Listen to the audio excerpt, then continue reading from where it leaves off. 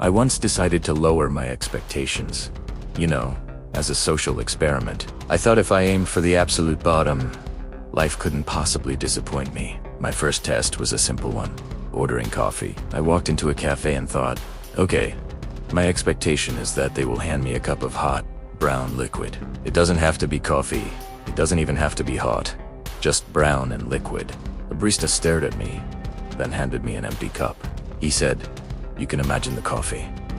It's better for your anxiety." I stood there, holding my cup of air, and thought, well, technically it's a liquid, if you count the humidity. But it wasn't brown. So, disappointment number 1. Next, I decided to try dating. I set the bar so low it was basically a trip hazard in hell. My only requirement was that my date had to be a carbon-based life form. That's it. Show up, breathe, and be made of the same stuff as a pencil. I met someone online. Their profile picture was a blurry photo of what looked like a thumb. Perfect. We agreed to meet. I waited and waited. Finally, I got a text. It said, "Sorry, can't make it. I have evolved beyond my physical form and now exist as a pure concept." I sat there and pondered. Is a concept a carbon-based life form? No. So, I got stood up by a thought. Disappointment number 2. I thought, okay, let's try something more tangible. A job. I applied for a position as a professional mattress tester. My expectation, I get to lie down. That's it. I don't need to sleep. I don't need to be comfortable. Just be horizontal. I get to the interview, and the hiring manager leads me to a room filled with beds made of concrete. He says, "We're testing for durability. Your job is to run and jump on them for 8 hours a day. We want to see if they crack, or if you crack first." It's a philosophical question, really. I didn't even get to lie down. Disappointment number 3. My apartment lease was up, so I went looking for a new place. My expectation was 4 walls and a ceiling. I didn't need a floor. That's what gravity is for. I found a listing online that just said, "Space available." I show up, and the landlord points to a chalk outline on the sidewalk. He says, "This is your designated area. You get it from 10 p.m. to 6 a.m. The rent is $2,000 a month, but it has great foot traffic." I asked about the walls. He just laughed. Disappointment number 4. I decided to get a pet. My expectation was simple. Something that wouldn't try to sell me a timeshare. I went to the shelter and saw a creature in a cage labeled miscellaneous. It looked like a hairball with anxiety. I adopted it. I named it Nihilism. He took it home. The first thing it did was pull out a tiny briefcase and a PowerPoint presentation on a revolutionary new vacation club opportunity. It turns out, Nihilism was just its legal name. Its friends called it Kevin.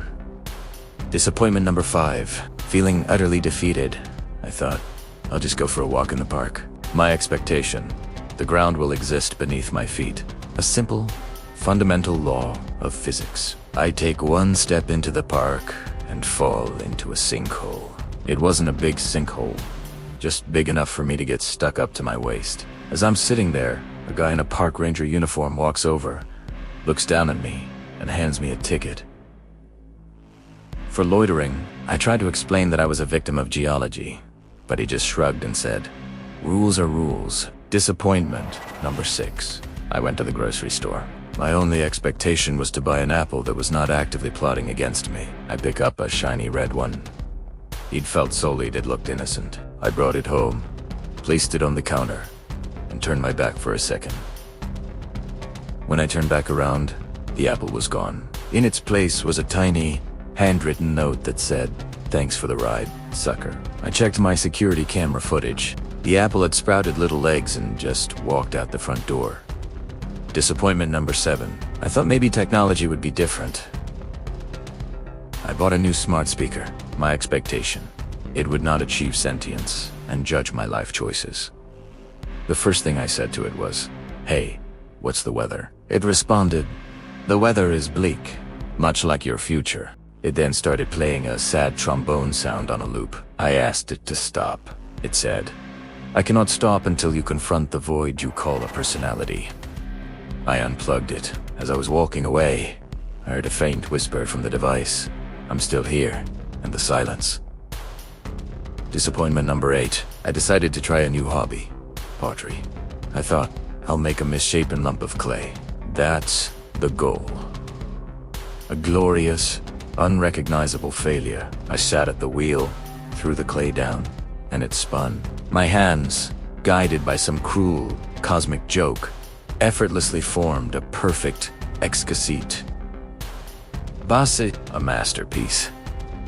The instructor rushed over, tears in his eyes, calling me a prodigy. He entered my vase into a national competition. It won. I was horrified. I had failed at failing. The ultimate disappointment. So, I was at rock bottom. No, I was in the Earth's molten core, having a disappointing chat with a demon about his poor time management skills. I thought, there's only one thing left to do. I'm going to go to a motivational seminar. My expectation was that it would be terrible, cringeworthy, and a complete waste of time. I walked in. The speaker was a golden retriever in a tiny suit. He didn't speak. He just wagged his tail and occasionally chased it. The audience was mesmerized. For 2 hours, we watched a dog be a dog. And you know what? It was the most profound and genuinely uplifting experience of my life. I walked out of there feeling hopeful, inspired, and renewed. And I have never been more disappointed. The universe couldn't even let me have my own misery. It had to make me happy against my will. Tenerve. So that's my story. The moral is, there is no moral. Expectations are a trap, and reality is a prank show where you're the only one who doesn't know the punchline. The universe is a cynical comedian with a dark sense of humor, and we're all just part of the bit. And honestly, it's kind of hilarious when you think about it. Or maybe that's just the disappointment talking. Who knows? Anyway, if you enjoyed this journey into the abyss of my soul, or if you just feel a little bit better about your own life now, do me a favor. Share this with someone who needs a good laugh or a reality check. Hit that like button as if you're trying to disappoint it, and subscribe for more stories that will make you question everything. Thanks for watching.